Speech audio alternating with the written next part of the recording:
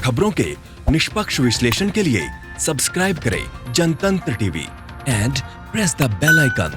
Never miss any update. Sir, बहुत स्वागत है आपका जनतंत्र टीवी पर।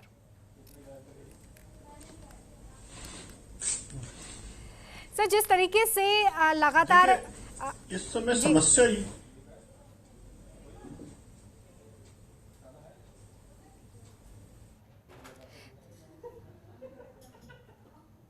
सर, मैं आपसे यहाँ पे ये जानना चाह रही थी कि जिस तरीके से लगातार जीडीपी का कलेक्शन, जीडीपी जो है उसमें गिरावट दर्ज की जा रही है और जो जीएसटी का कलेक्शन है उसमें भी भारी गिरावट देखी गई है।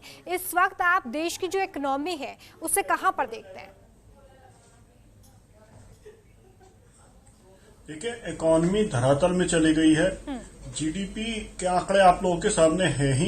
24% की गिरावट कोई छोटी गिरावट नहीं होती। $5 ट्रिलियन इकोनॉमी बनना था तो इस साल का हमें जीडीपी 15% की ग्रोथ चाहिए थी और 15% ग्रोथ आने की बजाय 24% नीचे जाना, मतलब हम अपनी जो क्षमता थे उससे ऑलमोस्ट 40% पीछे आकर खड़े हो गए हैं। और ये जीडीपी की ग्रोथ, ये जो जीएसटी कलेक्शन भी जो गिर रहा है या जो दिख रहा है, ये भी इसलिए है कि नया फॉर्म 2 भी ले आए हैं और पहले भी एक रिस्ट्रिक्शंस ले आए थे कि 10% 20% की, जो जिसमें कि सेक्शन नोटिफाई नहीं करा लेकिन रूल नोटिफाई कर दिया। तो ये एक बहुत बड़ी गलती है। और जहां तक जॉब लॉसेस की बात है, जॉब लॉसेस की चिंता तो सभी को है, लेकिन इसके साथ साथ जिन लोगों की सैलरी कम हो गई है इसकी बात कोई नहीं करता। बहुत लोगों की तनख्वाहें, उनके पास नौकरी तो है, रोजगार तो है, वो सेम कंपनी में काम कर रहे हैं, लेकिन उनकी तनख्वाह 10-20%, कई केसेस में तो 50% तक कम हो गई है। और 160 दिन लंबे लॉकडाउन से हमें मिला क्या? दुनिया में सबसे ज्यादा केस हमारे यहाँ है। 3rd नंबर पे जो मौतें हुई हैं, 3रे नंबर पर हम हैं। और अगर सावधानी नहीं बरती गई, we Indians are been hit by second wave of corona. Bharat इकलौता शायद ऐसा देश है जहां पहली वेव खत्म होने से पहले ही सेकेंड वेव आ गई।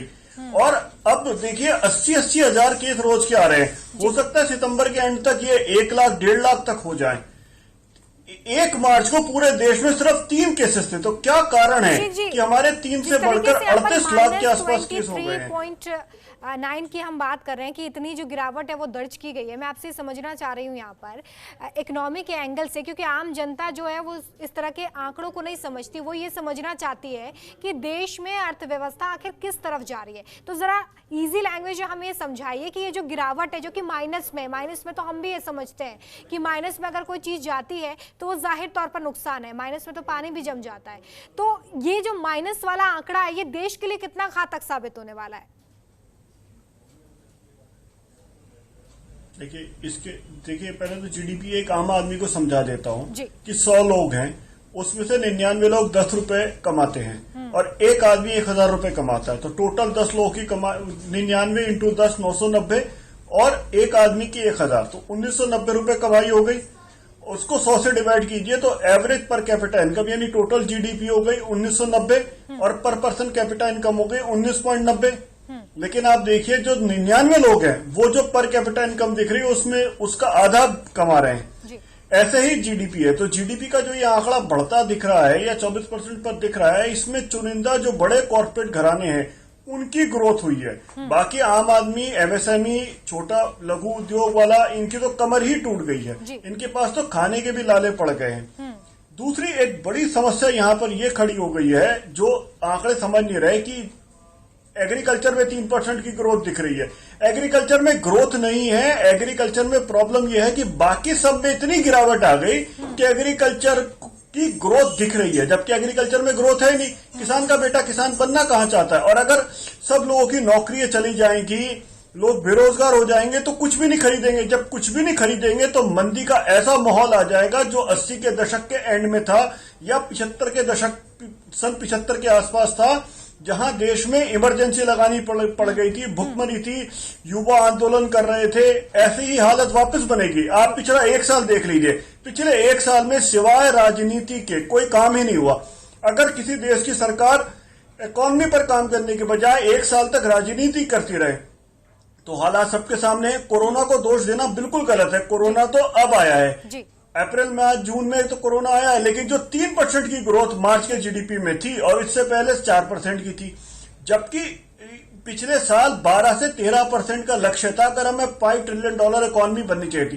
सिर्फ कह देने भर से कुछ काम नहीं होता। मोदी जी ने कह तो दिया कि आप अभिषेक जी, जिस तरह की गिरावट हम यहाँ देख रहे हैं, और आपने भी जिक्र किया कि लॉकडाउन की वजह से गिरावट नहीं है, ये गिरावट पिछले 6 सालों को अगर हम मर्जअप कर कर देखें तो हमें समझना होगा कि 6 सालों में हमारी जीडीपी कितनी रही है। जिस तरीके से 5 ट्रिलियन इकोनॉमी की बात कही जा रही है, उस हिसाब से हम अभी बिल्कुल भी आगे बढ़ते दिखाई नहीं दे रहे।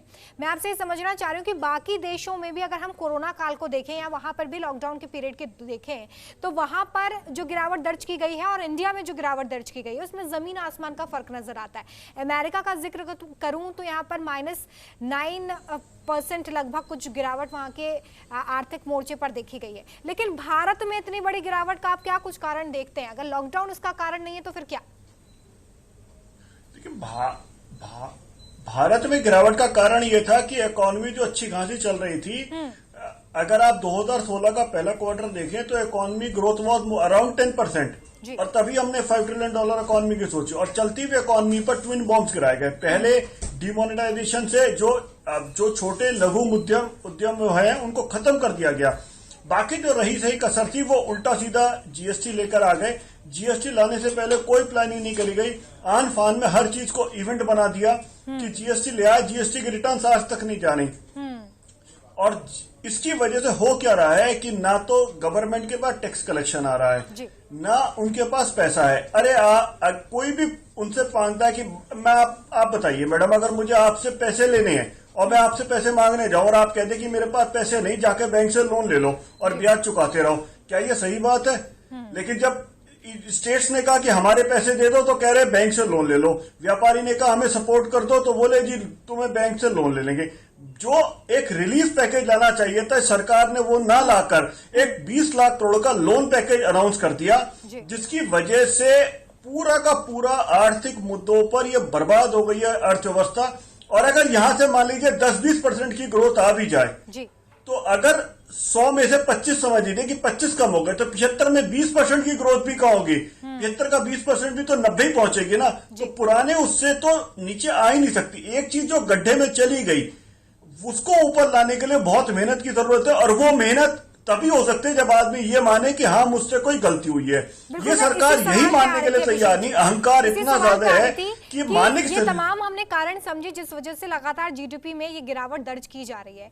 लेकिन इससे पहले भी 5 मौके ऐसे आए हैं जब अर्थव्यवस्था बढ़ने की जगह घटती हुई चली गई है, या जो हमारा इकोनॉमी रेट है वो लगातार गिरावट की तरफ देखा गया। उन मौकों पर भी बहुत सारे ऐसे एक्सरसाइज हुए जब अर्थव्यवस्था को वापस से पटरी पर लाया गया। तो इस वक्त आप वो कौन से लूप होल्स देखते हैं जिन पर काम करने की जरूरत है ताकि एटलीस्ट अर्थव्यवस्था पटरी पर तो आए?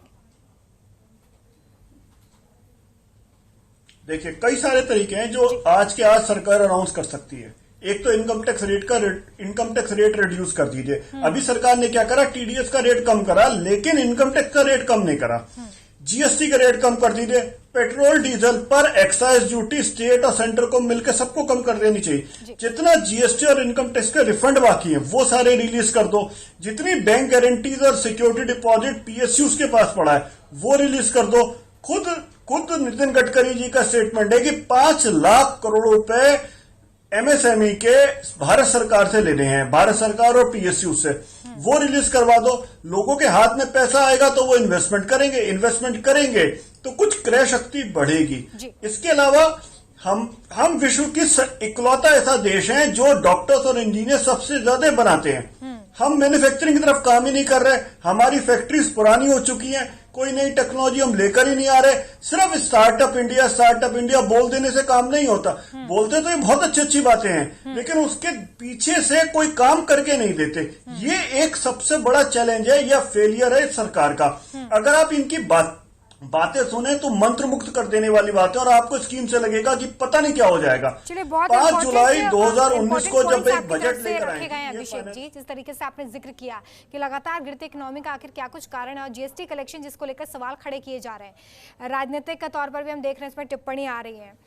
उसके क्या कुछ कारण हैं और कैसे इसे पटरी पर लाया जा सकता है, इसको लेकर आपका जो एक्सपर्ट व्यू है वो बहुत अच्छा था। बहुत शुक्रिया हमारे साथ जुड़ने के लिए इस चर्चा में।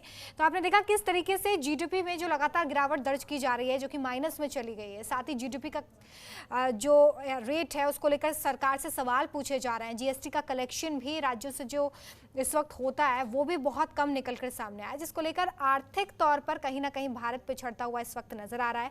लेकिन अब इसे पटरी पर लाने के लिए, इसमें सुधार करने के लिए सरकार की तरफ से क्या कदम उठाए जाते हैं ये जरूर देखना होगा, क्योंकि सरकार की तरफ से बार बार यही कहा जा रहा है कि लॉकडाउन के दौरान जरूर जीडीपी में गिरावट दर्ज की गई है, लेकिन इसे वापस से सुधारने का प्रयास हो रहा है। देखना होगा क्या कुछ कदम उठाए जाते हैं, कौन सी ऐसी एक्सरसाइज की जाती है जिससे संभव हो पाए।